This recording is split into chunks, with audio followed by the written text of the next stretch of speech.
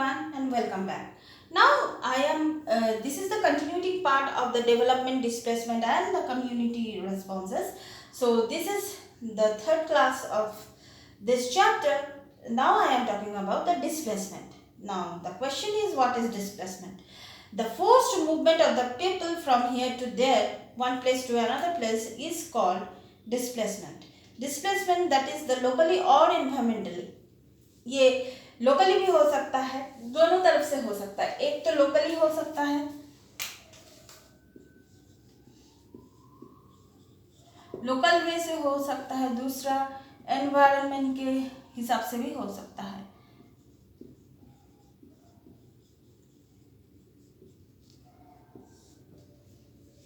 इसको हम लोग डिस्प्लेसमेंट बोलते हैं.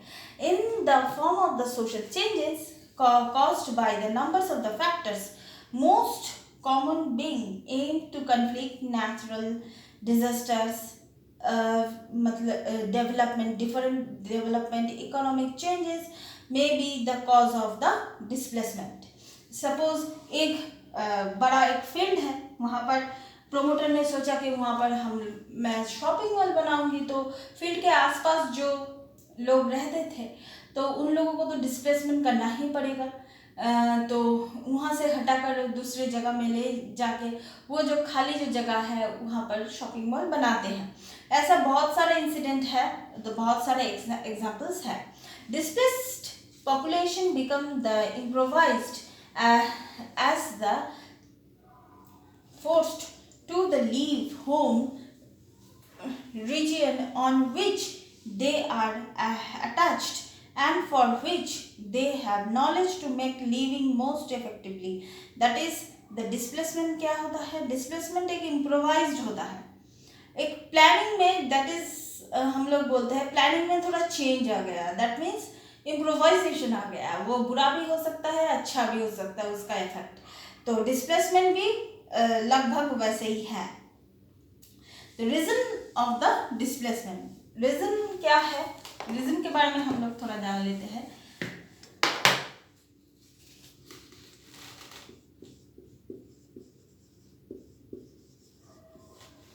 Reasons of the displacement is natural disasters. ये तो बहुत कॉमन रीजन है.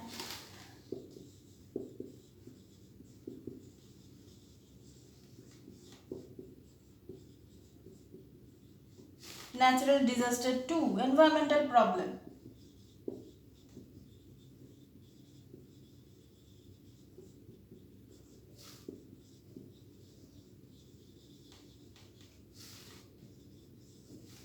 Number 3. Man-made disasters.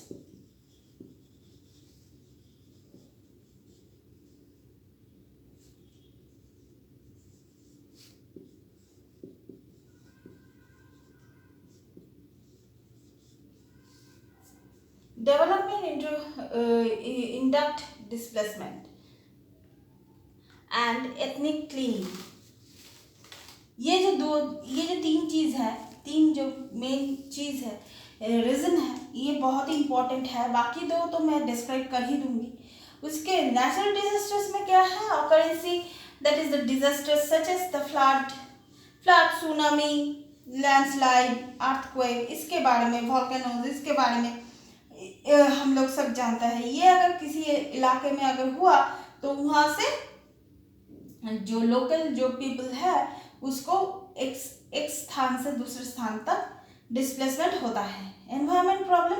The terms of environment refuge has been used to recently representing people who are forced to leave their traditional habitat because of the environment factors which negatively impact their livelihood or even environmental disruption, that is biological, physical or chemical changes in the ecosystem. ecosystem में इसका जो environmental problem मतलब ecosystem में इसका जो मतलब एक environment है जहाँ पर हम लोग फोर्सफुली वहाँ पर रह रहे हैं. इससे क्या होता है? उसका इकोसिस्टम में एक चेंज आ जाता है, वो खराबी होता है. ये खराब मतलब ये बायोलॉजिकल, फिजिकल एंड केमिकल तीनों तरफ से ही इसमें इफेक्ट पड़ता है. सो इसके ऊपर बेस करके कुछ देशों की गवर्नमेंट ने डिसीजन लेते हैं कि वहाँ पर जो लोकल पीपल जो रहते हैं उसको एक स्थान से दूसरे स्थान तक वो लोग ले जाते हैं। उसके बाद जो आता है वो है man made disasters. Man made disasters including the industrial accident, especially accident to the involve of the chemicals or the radioactively such as the Bhopal gas जो इंसिडेंट था वो बहुत बड़ा डिजास्टर था। इन द सिविल वॉर में ही हुआ था, political represent of the regulation conflicts. So Bhopal gas का जो कांड हुआ था वो मतलब दिल दहला देने वाली वो कांड था। तो इसके वजह से वहाँ से डिस्प्लेसमेंट हुआ था। इसके बाद जो आता है development induct displacement. Such development or the population transfer to the forcing of the communities and the individual of the other homes, often also their homeland, for the purpose of the economic development.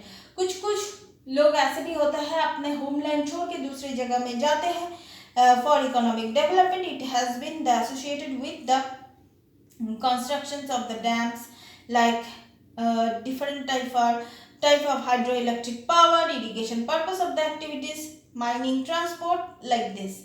और last but not the least है ethnic cleansing. Ethnic cleansing क्या है? The systematic forced removal of the ethnic or the religious group for the given territory or more the powerful ethnic group, which is the intent of the making ethnicity homogeneous.